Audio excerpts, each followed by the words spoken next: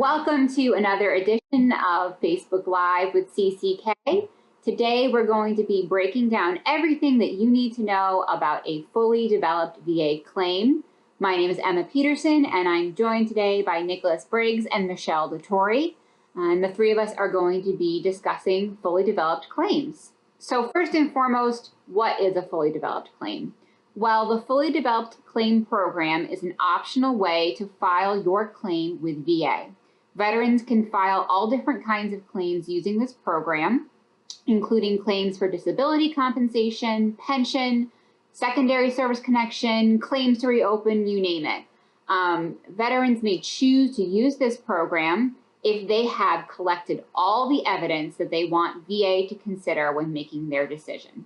In other words, it's the way of a veteran to signal to VA, here's everything I have, no additional evidence is needed, please make a decision as soon as possible on my claim.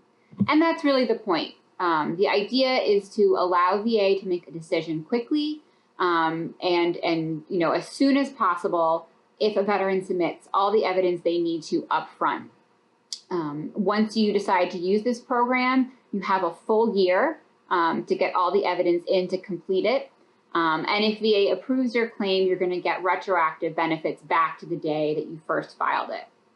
So Nick, can you tell us a little bit about how the fully developed claim program is different than filing a regular claim with VA? Sure, Emma. So under the main difference here is going to be how VA goes about collecting the evidence. So under the standard claims process, they'll obviously consider anything the veteran submits with their claim. But the duty to assist applies under the standard claims process, meaning that VA is going to go through a lot of additional development on their own ends to try and get evidence that they think is relevant and useful to the veteran's claim.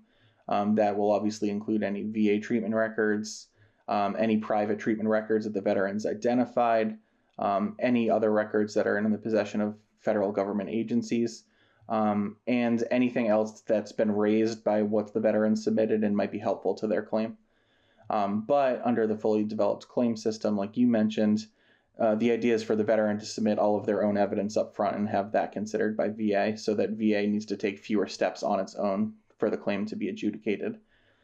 If you want your claim to be adjudicated under the standard claims process, you want to check that box on the 526EZ. But it's important to keep in mind that if VA needs to go out and develop evidence on their own, it could delay their initial adjudication of your case. So if whenever possible you have all of the evidence that you think you need, it can be useful to submit a fully developed claim because it will allow them to adjudicate it faster. Now, Michelle, can I add evidence, later on if I file a fully developed claim and I think, oh gosh, I wish I'd added this? Is that possible? Yeah, absolutely. It's possible for claims processing to submit additional evidence. What will likely happen is your case will likely get moved from the fully developed claim to a standard claims process. It's kind of under debate whether you would actually get notified that it's been moved. You may get notified when VA receives the evidence, or you might not get notified until they receive a decision. But at that point in time, when you start submitting additional evidence or you ask VA to go out and get additional evidence, it's likely going to be moved out of the fully developed claim to a standard claim processing. Okay, and if you want more information about the standard claims process, check out our video and our interactive tool. We'll put a link to it in the comments, but you can check that out on our website too at cck-law.com. All right, so like anything, there are always advantages and disadvantages to picking certain lanes, tracks, programs when filing your VA claim. So there certainly are a number of advantages for using the FDC. It means that you do the work getting the evidence that you think is needed to support your claim.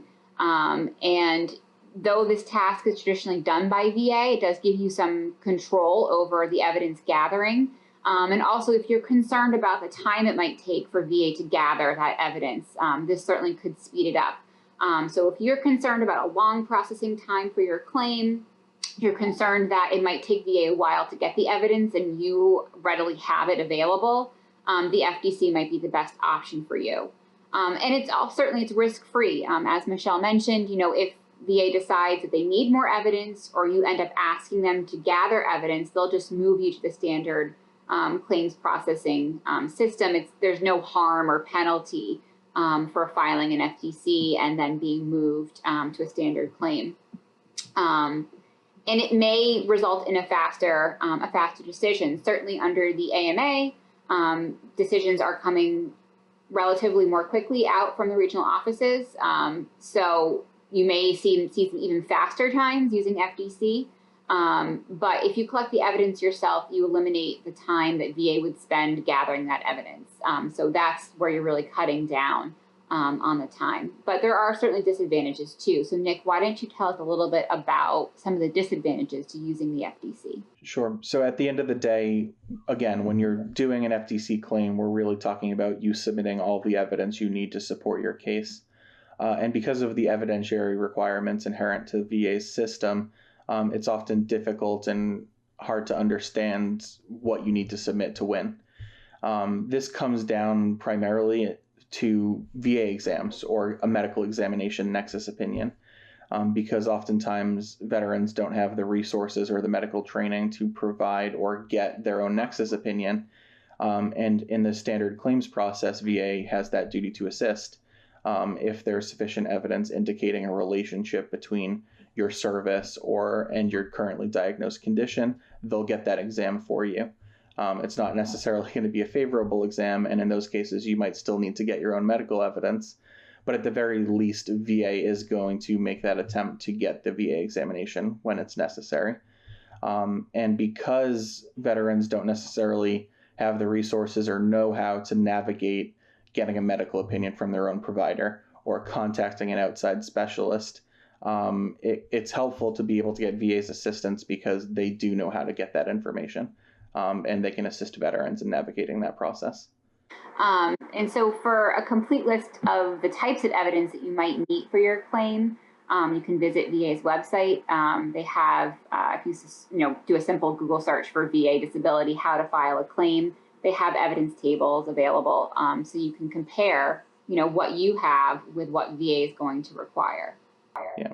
And again, it's important to remind them that once VA gets all of the information that you've submitted and they determine they need more, that's not the end of the deal. It'll still get moved back to the standard claims process, and they'll go through the motions of getting additional evidence, doing any additional development that they need. So even if the veteran submits what they can and VA determines it's not enough, they'll do what they can if they realize more information is needed. Michelle, how do I go about filing a fully developed claim? So I think the first thing to talk about here is we're talking about fully developed claims and that you should really have all your evidence together. So usually when you decide you need to or want to file a claim, you may not have all the evidence. So I think it's very important to talk about the fact that VA has what we call an intent to file form. It's 210966. I usually will tell people if you're interested in filing and you want to get things together to send this form in. It preserves your effective date. You have a year from the date you send this into VA to file the actual form. So there's multiple ways you can file the form. The first way is you can do it through eBenefits. There's a section in eBenefits called Apply for Benefits, and it walks you through what you may need or questions. And you can actually also upload documents in eBenefits, which is very helpful because you are trying to submit all your evidence for this fully developed claim. You can also mail it. So here you would want to go on VA's website. You'd want to get the 526 EZ form. I will say the form is the same for the standard claims processing and the fully developed claims processing. There's just a checkbox you're marking at the top of the form saying which process you would like your claim reviewed. And the form is going to ask the same questions as kind of when you apply online. It's going to go through what type of claim you're going for. Are you going for an increased rating claim? Are you going for a service connection? It's going to ask you how the condition is related to service if it's service connected. It's going to ask you about treatment information. It's going to ask you about Social Security records that might be out there, or maybe service records that might be out there. It's going to ask you about your service information.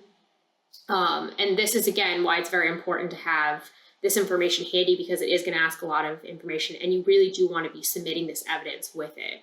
I think another important thing is that you can go and, submit with this stuff is going to be lay evidence.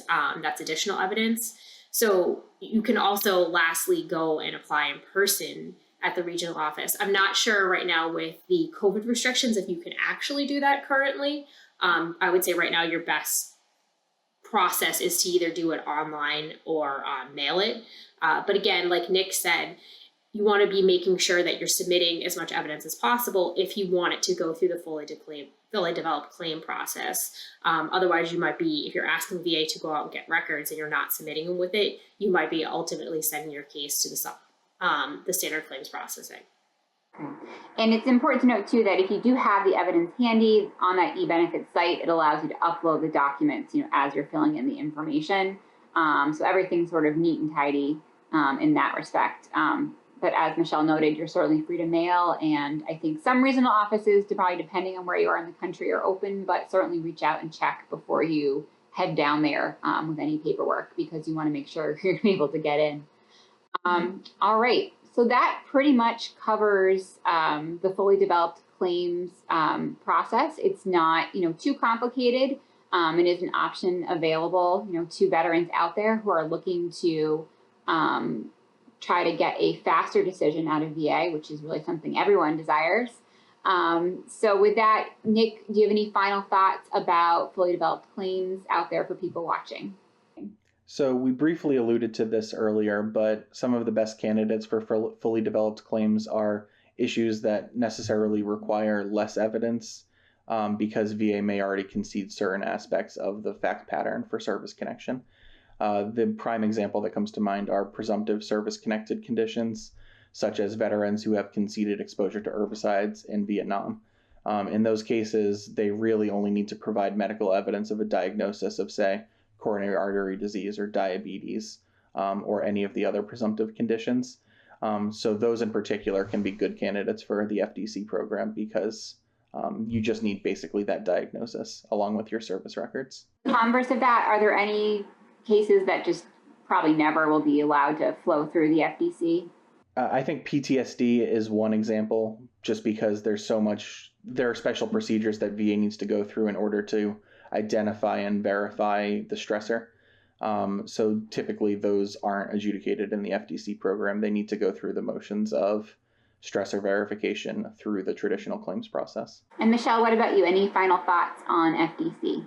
The only thing I would say is with the appeals modernization system, what form you can submit and when has gotten a little more complicated. So you actually might not be able to be submitting a 526 and going for a fully developed claim through this process anymore. You might have to actually be filing what we call a supplemental claim form, especially it's geared towards if you're reopening a previously denied claim. So I think it's very important to make sure that you're reaching out to a representative, whether it's a service organization, accredited practitioner, or attorney, and kind of, see if there's some assistance you may need when knowing which form is correct to be filing, just to prevent some unnecessary delays in processing a claim. Well, thank you so much for joining us today to talk about FDC, fully developed claims. Please be sure to leave questions in the comment section and we'll get back to you just as soon as we can. Check out our other CCK Live videos to learn more about the claims process. And as always, feel free to check out our blog for more in-depth information and lots of interactive tools. And don't forget to follow us on social media. Thanks so much for tuning in.